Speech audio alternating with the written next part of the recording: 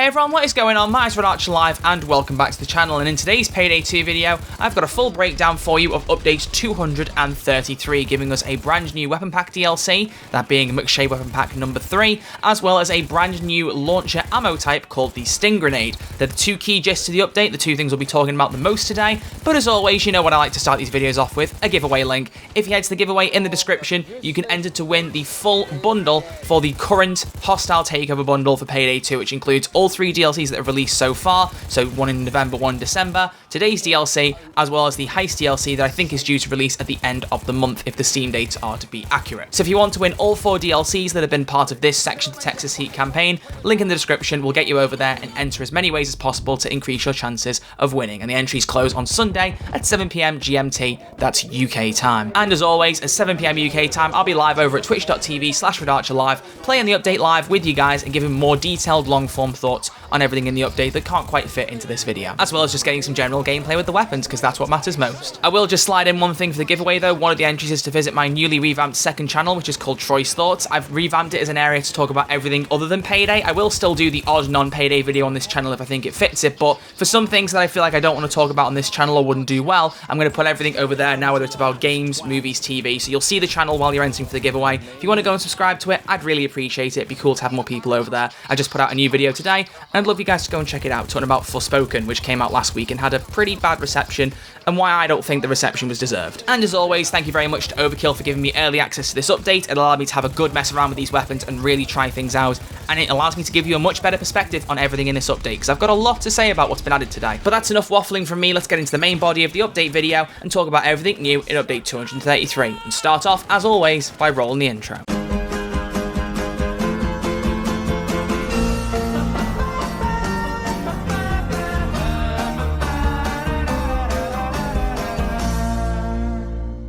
So like I said, there's only two key things in this update, McShay Weapon Pack 3, as well as the Sting ammunition type for your launchers. So I'm going to start off firstly with the paid content, the DLC, because I feel like that's what I've got more to say about to begin with. But McShay Weapon Pack 3 comes with 3 weapons, and each of them have their own unique attachments, and thankfully this time, all 3 have got their own unique weapon sets, although I have got a bit of criticism with those that we'll get to in just a minute. But this weapon pack offers us a brand new sniper rifle, a new assault rifle, and a new LMG. So we're going to start first off with what I think is probably the most interesting weapon out of the 3, and that's the new sniper rifle, the Aran G2, because even though it's classed as a sniper rifle, this feels more like a hunting pistol, and that immediately really interests me. At the base, this weapon looks like the pistol, and it's got a hunting scope on the top of it, which you can immediately remove and go straight to iron sights, which is exactly what I did, but you can also put a stock on it to make it a bit more chunky, increase the barrel length. You can do quite a lot to mess around with this gun, and honestly, I'm a really big fan of how this one is structured. I also should add that this sniper rifle is for your secondary slot, so now we've got 3 snipers in the secondary slot, but like I said, this one feels like a hunting pistol, so I can see why they put it in the secondary slot, because it does feel very much like pistol gameplay with sniper rifle power. Because this weapon classes as a sniper rifle, it will fit the sniper rifle skills, so if you want to use graze on it, it will work perfectly with that. It is armor piercing, so it will go through shields basically, if you need any kind of confirmation with how it works there. It's got the power of a sniper rifle, but it feels like a one-chamber reload pistol instead. So it's a really interesting new weapon. It's something that I really like Payday 2 is still doing in these last few updates, because as we know, we haven't got that many updates left for Payday 2 before Payday 3 releases, so you may as well experiment a little bit. And I'm really enjoying this kind of edge where they're doing something a bit different. It feels familiar, but it also feels really unique, and it's an interesting edge to a DLC pack. If you're paying for something, you want something interesting, right? And this is definitely the most interesting weapon in the DLC to me, because I just found this really fun to experiment with.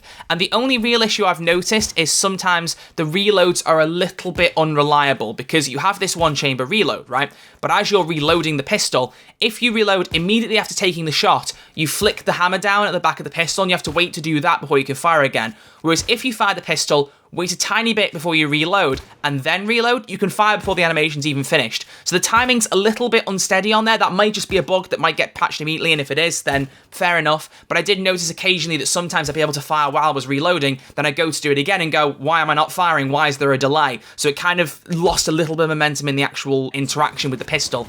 But that's not a major thing. There's not a huge delay there. It's just something to make you all aware of. Just bear in mind when the hammer is being flicked down, that might be something you have to wait for depending on how fast you reload. This sniper rifle slash pistol slash whatever you want to call it only has 10 rounds at base, but the ammo pickup is fairly solid. I've tried experimenting in builds with these 3 weapons, with fully loaded, without, with a whole bunch of different weapon skills, and I do think that the ammo pickup is pretty decent on this pistol, so you should hopefully be okay with picking up ammo every now and again for it. You may need to switch to your other weapon for a tiny bit to get some back, but I feel like the ammo economy is pretty good with this pistol. So all in all, an interesting damage output, having a good stat of 500 damage, by the way. Really like that stat, but also just having that power, having that pretty decent reload speed, even if there is a little bit of unsteadiness with the animation, and just being able to customize it a little bit more, whether you have a scope, whether you don't, and being able to mess around with it like you can with most Payday 2 guns.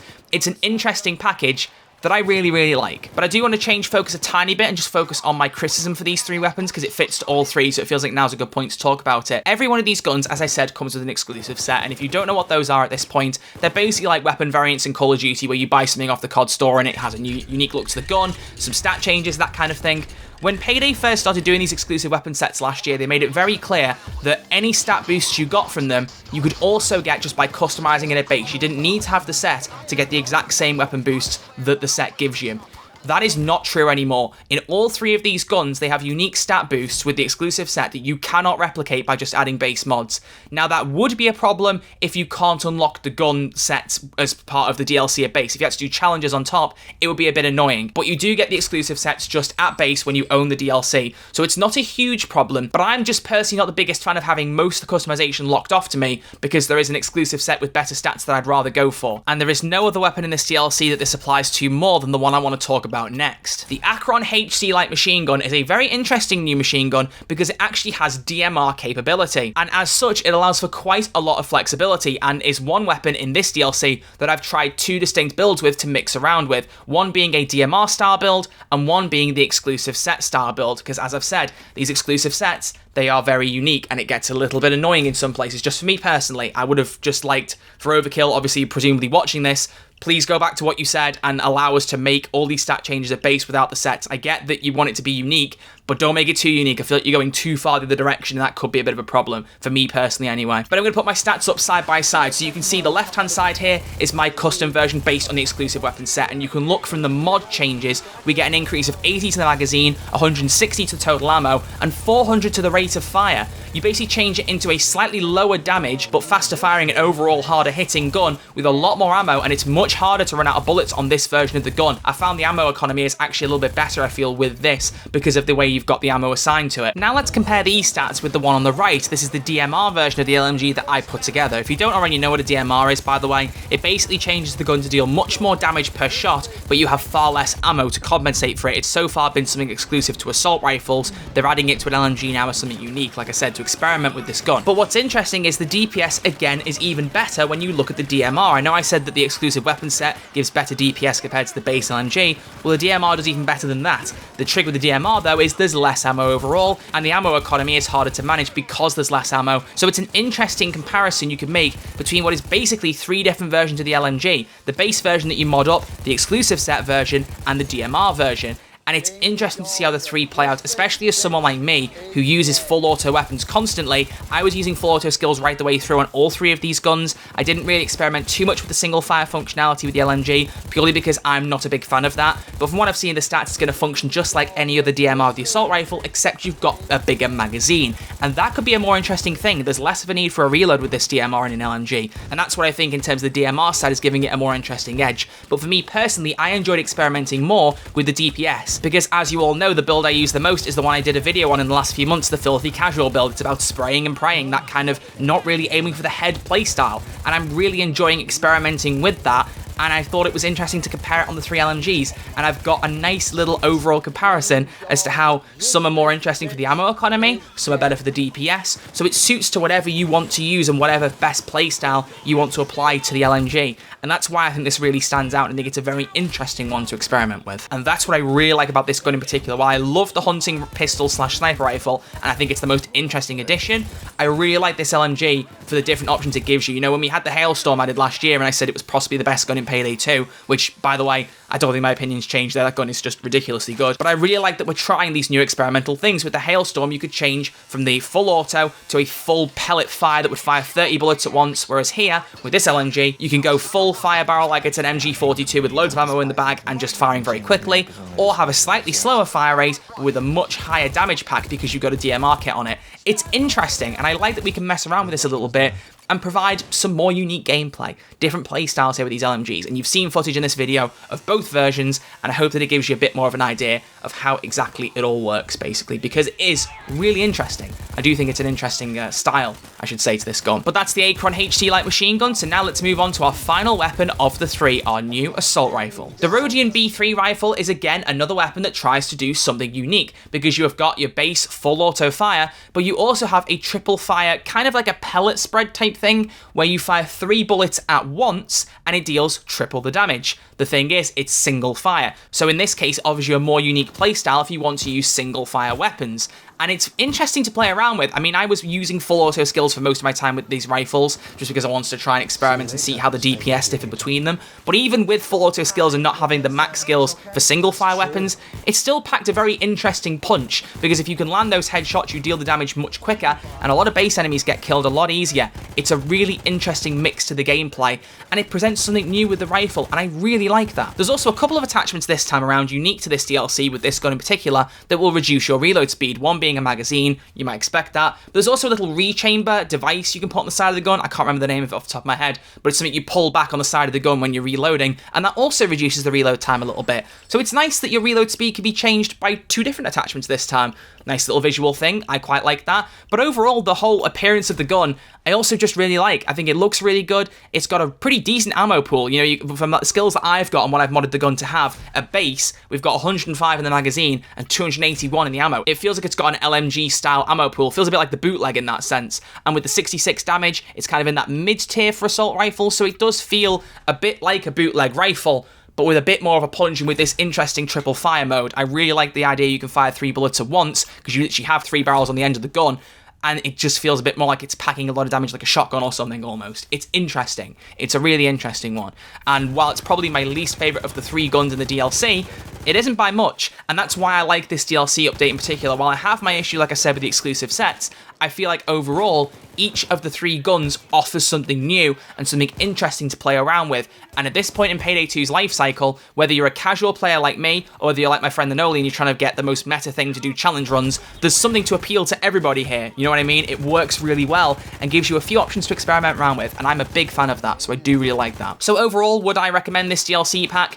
I would say so, yeah. Well, I have my little gripe with it that I haven't stopped shutting up about, so I apologise for that, but I want to make that kind of criticism known so Overkill can hopefully address it. Overall, I really like this DLC pack, and I would recommend it. It's an interesting one with 3 new guns that each feel like they're doing something different. You haven't just got one gun that stands out here that makes it worth getting the DLC. I think that all 3 of them present an interesting thing you can do in every case. It's really fun to experiment around with, but if you're still not convinced, like I said, feel free to watch my stream tonight at 7 o'clock and see if you change your mind at all then. I do think there's some interesting stuff here. But now that we've talked about the DLC, we're going to talk about the free content, and unfortunately, I'm not going to be the most positive about this one, because what we got is a Sting grenade ammo type for your launchers. It's not a throwable, it's exclusive to launchers, this, and I'm not the biggest fan. The idea of the Sting grenade is it's going to fire multiple pellets out of the launcher in the direction of the enemy that you're aiming at.